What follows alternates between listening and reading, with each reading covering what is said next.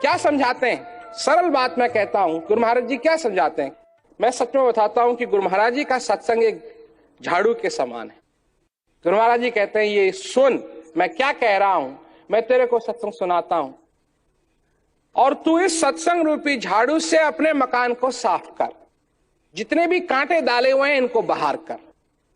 इसके बाद जब ये कांटे चले जाएंगे, जब ये कांटे अलग हो जाएंगे, तो तेरे को अपने ही घर में आने में दिक्कत नहीं होगी। यही तो बात है ना, यही तो बात हो गई कि अपने घर में ही नहीं जाया जा रहा है। ज्ञान कहां ले जाता है? जो मैं ज्ञान देता हूं वो कहां ले जाता है? वो अपने अंदर ही ले जाता है। परंतु अपने अंदर जा नहीं सकता आदमी, क्योंकि उसको मालूम है अंदर सारे कांटे बिछे हुए हैं। सत्संग रूपी झाड़ू से कहते हैं झाड़ू लगा, और लोग उसमें भी संकोच करते हैं। कहते हैं जी ये तो मेरे ही बिछाए हुए हैं, मैं इनको कैसे अलग कर दूं? ये तो अच्छे हैं। अगर मैं अपना घर साफ करने लगूंगा, अपने घर में झाड़ू मारने लगूंगा, तो लोग क्या कहेंगे? फिर वही बात आती है ना, लोग क्या कहेंगे, हृदय क्या कहेगा इसका कुछ नहीं है। लोग क्या कहेंगे? क्यों? कि इस जीवन में हमको मार्गदर्शक की जरूरत है। क्यों जरूरत है? हम लोगों की प्रकृति ऐसी है कि जब अंधेरा हो जाता है तो दिखाई नहीं देता, और अगर अंधेरा है और उस रास्ते पे चलना है तो उजाले की जरूरत है। सीधी सी बात है ना। गुरु महाराज जी क्या करते हैं? जहां अंधेरा था वहां उजाला करते हैं, ताकि दिखाई दे और हम इस मार्ग पे चल सके, जो जीवन का मार्ग है। बनाने वाले ने किसी चीज की कमी नहीं छोड़ी। बनाने वाले ने प्रेम की कमी नहीं छोड़ी, बनाने वाले ने सुख की कमी नहीं छोड़ी, बनाने वाले ने शांति की कमी नहीं छोड़ी, बनाने वाले ने आनंद की कमी नहीं छोड़ी। परंतु अगर उसको छोड़ करके और हम उन चीजों के पीछे लगे जो अशांति देते हैं, जो दुख देते हैं, जिनसे दर्द पैदा होता है, तो फिर हमारे जीवन में और आएगा ही क्या? दुखी दुख तो आएगा। परंतु अगर हम उस तरफ अपने जीवन को लगाएं, उस दिशा में अपने जीवन को लगाएं जो हमारे अंदर है। शांति किसी पहाड़ के ऊपर नहीं है भाई, शांति किसी पहाड़ के ऊपर नहीं है, किसी चोटी के ऊपर नहीं है, पृथ्वी के नीचे नहीं है। शांति सबके हृदय के अंदर। जिस शांति की तुमको तलाश है वो तुम्हारे हृदय में है। अंदर की चीज क्या है? वो कोई बनाता नहीं है, उसका कोई वर्णन नहीं है, उसको तुम, उसके बारे में तो तुम सोच भी नहीं सकते। वो तो ऐसी चीज है, उसके लिए तो कहा वो मन और बुद्धि से परे की चीज है। जिस चीज को हम अपनी बुद्धि से नहीं पकड़ सकते, अपने मन से पकड़ते हैं। जिस चीज को मन से नहीं पकड़ सकते उसको बुद्धि से पकड़ते हैं। दोनों को मिला करके कुछ नहीं बचता है, पर बचती है एक चीज, जो अंदर ज्ञान का संसार है, इस हृदय का संसार है, जो असली स्वर्ग अंदर है,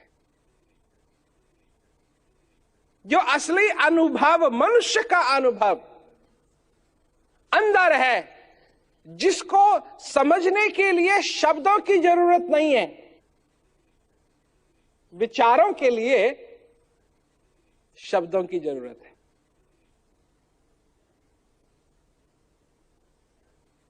इस अनुभव के लिए कोई शब्द की जरूरत नहीं है। इसको मनुष्य शांति से अंदर जाकर के इसका अनुभव करे। उसके लिए किस चीज की जरूरत है? उसके लिए भगत की जरूरत है। भगत कौन है? मैं बताता हूं भगत की क्या परिभाषा है।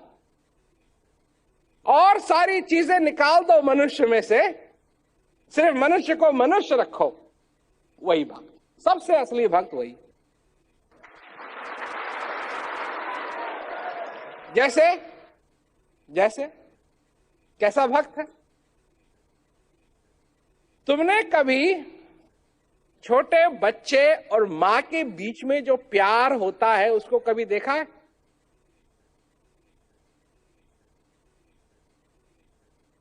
जब बच्चा रोने लगे, किसी के पास ले गए, किसी ने पकड़ा, जाते हैं ना लोग, नया बच्चा है या छोटा बच्चा है, लोग पकड़ने की कोशिश करते हैं। कोई चाचा है, कोई मामा है, कोई ताऊ है, कोई कुछ है, कोई कुछ है, कोई कुछ है, कोई कुछ है, कोई कुछ है, बच्चा रोता है। बच्चे को क्या मालूम चाचा क्या होता है, बच्चे को क्या मालूम ताऊ क्या होता है, बच्चे को क्या मालूम क्या कहते हैं, और सब जो भी हम लोगों ने रिश्ते बनाए हुए हैं, बच्चे को क्या मालूम? बच्चे को तो एक चीज मालूम, चाहे उसकी आंख बंद हो, चाहे उसकी आंख खुली हो, जैसे ही वो अपनी मां के पास आता है, सब शांति है उसके लिए। भक्ति भी कुछ ऐसी ही होती है। क्यों? कि जब भक्त अपने भगवान से दूर हो जाता है तो वो भी व्याकुल। कैसा व्याकुल है? दुनिया की तरफ कभी मुड़ के देखा? कितनी व्याकुल है दुनिया, कितनी व्याकुल है। क्यों व्याकुल है? क्योंकि उस अंदर जो सच्चिदानंद है, अंदर जो शांति है, अंदर जो अनुभव है, उससे जब बिछुड़ गया आदमी तो और क्या होगा? व्याकुल ही तो हो। और जब अंदर वापस आएगा तो कुछ इसी प्रकार, जैसे बच्चा, रोता हुआ बच्चा अपनी मां के पास वापस आ, उसको ज्यादा भाषण देने की जरूरत नहीं है, क्योंकि तुम्हारा भाषण उसके समझ में भी ना आए। उसको ये नहीं है कि तू अब अपनी माँ के पास है, अब तेरे को रोने की कोई जरूरत नहीं, अब तो सब कुछ ठीक हो गया, तेरे को तो माँ की तलाश, तब तो नहीं, उसको भाषण की जरूरत नहीं है, उसको तो वो महसूस करने की जरूरत। और सच्ची बात तो यह है कि जिस प्रकार उसको उसकी माँ पकड़ेगी और कोई उसको पकड़ नहीं सकता। तो और माँ का मतलब माँ ममता जिसे कहते हैं, जो उसके हित की बात हो, जो प्रेम की बात हो, जो स्नेह की बात हो, वही तो रस्सी है, वही तो डोरी है। तो लोग भटकते हैं, अपने ख्यालों में अपने विचारों की दुनिया बनाते हैं। ऐसा कर दूंगा तो फिर ऐसा हो जाएगा, तो फिर ऐसा कर दूंगा तो ऐसा हो जाएगा, तो ऐसा कर दूंगा ऐसा हो जाएगा। देखो दुनिया में लोग कितना डराते हैं लोगों को। कोई कहता है ऐसा नहीं करोगे तो तुमको नरक में जाना पड़ेगा, परंतु जिसको मालूम है, जिसने स्वर्ग का अनुभव किया हुआ है गुरु महाराज जी की कृपा से, वो अनुभव मैंने किया और करता हूं। और ये नहीं कि सिर्फ एक बार किया फिर चले गया, नहीं, मैं उस अनुभव को अपने जिंदगी के पास रखना चाहता हूं और पास रख सकता हूं और हमेशा रख सकता हूं।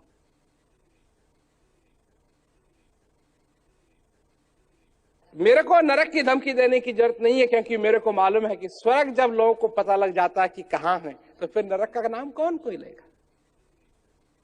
तो इसी तरीके से समझने की बात है, ये आनंद की बात है, जिज्ञासा की बात है। हृदय को खोल करके आओ, समझो, इस चीज को समझो। मैं नहीं कह रहा हूं कि तुम्हारा अंधविश्वास होना चाहिए, मैं कभी नहीं कहता हूं, ये अंधविश्वास की चीज नहीं। इसको तुम महसूस करो, ये तुम्हारे अंदर है। जब गुरु महाराज जी के सत्संग को सुनोगे अंदर की तरफ जाओगे, जब गुरु महाराज जी की सेवा करोगे तब अंदर की ओर जाओगे। सेवा, सत्संग और भजन, ये तीनों चीजें, इन तीनों चीजों की जरूरत है मनुष्य को। जिस प्रकार रोज तुम अपने शरीर को साफ करते हो, रोज बालों में तेल लगाते हो, रोज अपने आप को अच्छा बनाते हो, ठीक उसी प्रकार से रोज अगर तुम सेवा सत्संग भजन करो तो तुम्हारे हृदय में, तुम्हारे अंदर वो ज्योति फैलेगी, वो प्रकाश होगा, वो आनंद मिलेगा जिससे कि ये जीवन सफल होता है। इसीलिए तो कहा ना कि ज्ञान बिना नर सोवै ऐसे, लवण बिना व्यंजन जैसे। खाने का रंग तो वही है, ऊपर से तो सब कुछ देखने में वही लगेगा, पर अंदर जब चखेंगे तो नमक नहीं है तो फिर फीका फीका लगता है। तो भाई प्रेम की बात है, प्यार की बात है। क्या तुम, अब कई लोग कहते हैं जी, कई अब तो कम हो गया है, लोग ऐसा नहीं कहते हैं, परंतु कहा करते थे कि जे हमारे पास समय नहीं है भजन करने के लिए। तो मैं तो ये पूछता था, फिर किस चीज के लिए तुम्हारे पास समय? अगर तुम्हारे पास बैठ करके सेवा सत्संग भजन के लिए समय नहीं है, समय नहीं है, समय नहीं है, अरे तुम समझते हो तुम्हें अपने पीछे जेब में समय डाला हुआ है? इसी को कहते हैं अहंकार। जो ये समझता है कि सेवा सत्संग भजन के लिए उसके पास समय नहीं है, उस मनुष्य को अहंकार हो रखा है, क्योंकि वो समझता है कि वो समय देता है। नहीं, ऐसा नहीं है। समय तुम्हें देता है, तुम समय के अधीन हो, समय तुम्हारे अधीन नहीं। एक एक श्वास जो तुम्हारे अंदर आ रही है, ये उस परम पिता की कृपा है, कृपा है। ये उस परम पिता का प्रेम है। मैं बताऊं तुमको, भक्ति क्या चीज होती है, ज्ञान क्या चीज है, मैं बताता हूं। एक दिन मेरे को एक कार्ड मिला, तो मैंने कार्ड खोला, तो कार्ड के अंदर एक कार्ड था। तो पहला कार्ड मैंने पढ़ा, तो पहले कार्ड में लिखा था कि ये एक कार्ड, ये प्रेमी ने, जिसका अब शरीर पूरा हो गया है, उसने आपके लिए दिया कि जब इसका शरीर पूरा हो जाए तब जाके आपके पास ये कार्ड पहुंचे। तो मैंने उसको पढ़ा, तो उस प्रेमी को मालूम था कि उसको जाना है, बूढ़ी अवस्था भी थी, शरीर भी काम नहीं कर रहा था, जाना है। तो उसने मेरे को कार्ड लिखा। तो कार्ड में क्या लिखा? ये नहीं कि महाराज जरा आप अच्छे अच्छे बटन दबा करके रखना ताकि मेरा सीधा स्वर्ग में एंट्री हो जाए। नहीं, ऐसा नहीं। क्या लिखा कि मैं आपको बहुत बहुत धन्यवाद देना चाहती हूं, आपने इस ज्ञान को दे करके, अपना सत्संग दे करके, अपनी सेवा दे करके मेरे जीवन को धन्य किया, और मैं आपकी बहुत आभारी हूं। तो समझने की बात है, इस दुनिया में ऐसे कार्ड कौन लिखता है? कोई लिखता है ना? कोई लिखता है? परंतु क्योंकि जब ये ज्ञान मिलता है, वो आनंद मिलता है, तो सचमुच में वो चमत्कार है। जब ये एक एक श्वास में तुम चमत्कार देखना शुरू करोगे, तब तुम जीना शुरू करोगे। अभी तो तुम जीते हुए मरे हुए हो, पर जब एक एक श्वास में तुम चमत्कार देखना शुरू करोगे, तब तुम्हारी जिंदगी चालू होगी, तब तुम्हारी जिंदगी चालू होगी, तब तुम जीना शुरू करोगे, तब तुम समझना शुरू करोगे, तब तुम्हारे हृदय में उस परम पिता, उस सच्चिदानंद, वहां नहीं, यहां, यही तो चक्कर है ना। उंगली तो एक ही है, उंगली तो एक ही है, अक्कइयों की जाती है वहां और भक्तों की जाती है यहां। तो तब तुम्हारा भी हाथ ऐसे से ऐसे आएगा, क्योंकि तुम भी समझ जाओगे कि जो चीज आनंद की है, सच्चिदानंद जिसके लिए कहा है, सत चित्त चेतना और आनंद, वो सब तुम्हारे अंदर है, और जिसकी तुमको तलाश थी वो भी तुम्हारे अंदर है। तो भाई समझने की बात है, ज्ञान की जो बात है बड़ी सरल चीज है। जितना तुम सरल रूप से इसको स्वीकार करने की कोशिश करोगे उतना ही तुमको आनंद आएगा। अगर विचारों के, ख्यालों के, धारणाओं के जाल में फंसे रहोगे तो तुम इस चीज को पकड़ नहीं पाओगे। ये तब थी जब घड़ियां नहीं थी, ये तब चीज थी जब मनुष्य का हृदय बोला कि मैं अंदर की तरफ जाऊंगा। किसी गुरु महाराज ने, किसी मार्गदर्शन ने कहा कि ठीक है, मैं तेरे को बताता हूं तू अंदर कैसे चले जा। और तब से ये जादू, तब से ये चमत्कार, तब से ये चीज इस संसार के अंदर है, और कितने ही हजारों हजारों लोगों का इसने भला किया है। और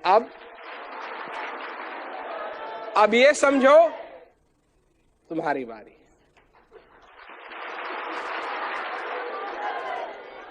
इसको सीधे रूप से समझोगे, सरल रूप से समझोगे, सरल है। लोग ज्ञान ले लेते हैं, फिर हमारे पास समय नहीं है जी।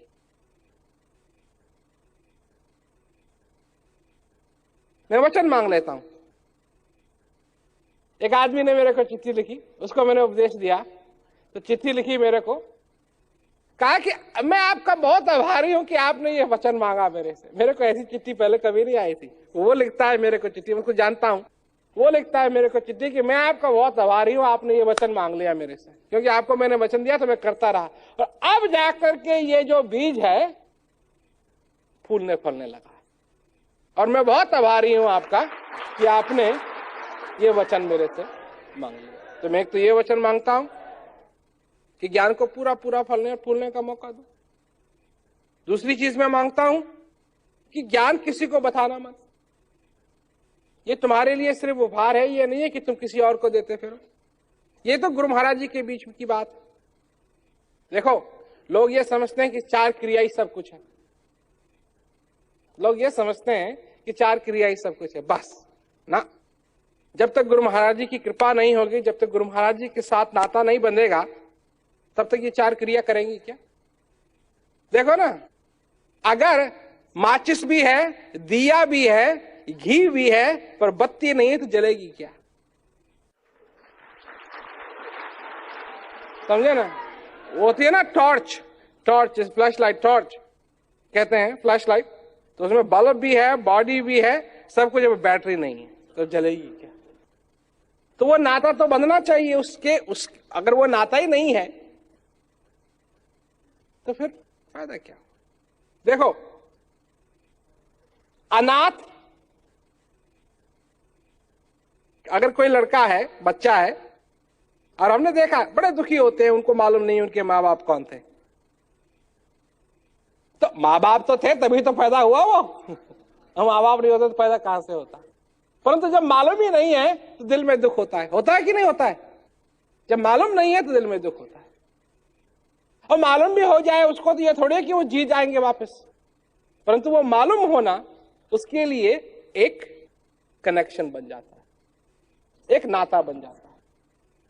गुरु महाराज जी के साथ वो नाता बनना चाहिए ताकि मालूम रहे किसकी कृपा है ये, किसका ज्ञान है ये, सेवा करनी है, किसकी सेवा करनी है। तो और ये पैसे की बात नहीं, हम तुमसे पैसा नहीं मांग रहे हैं इस ज्ञान के लिए। तो इसलिए अगर किसी को चाहिए तो वो हमारे पास आए जिज्ञासु बन करके। और तीसरी चीज मैं ये मांगता हूं कि संपर्क बनाए रखो। अभी तक तुम जिज्ञासु थे, सत्संग सुना और भी आगे बढ़ते रहो। मैं चाहता हूं कि जितना तुम आगे बढ़ सको उतना आगे बढ़ो। ये नहीं है कि तुमने ले लिया फिर उसके बाद सब ठप, ये नहीं होना चाहिए। ज्ञान लो, इसका पूरा पूरा आनंद उठाओ। तो ये बातें हैं, छोटी छोटी बातें हैं पर बहुत जरूरी बातें हैं ये, इसको समझो। सरल है, सरल।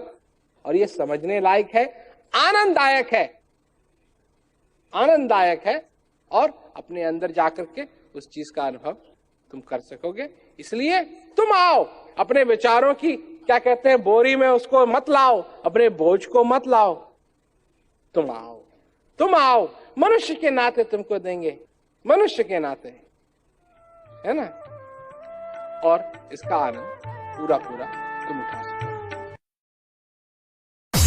कि बिना जतन मिलता नहीं, कि बिना जतन मिलता नहीं वो प्यारा महबूब, बिना गुरु की कृपा से तो वो मार्ग है दूर।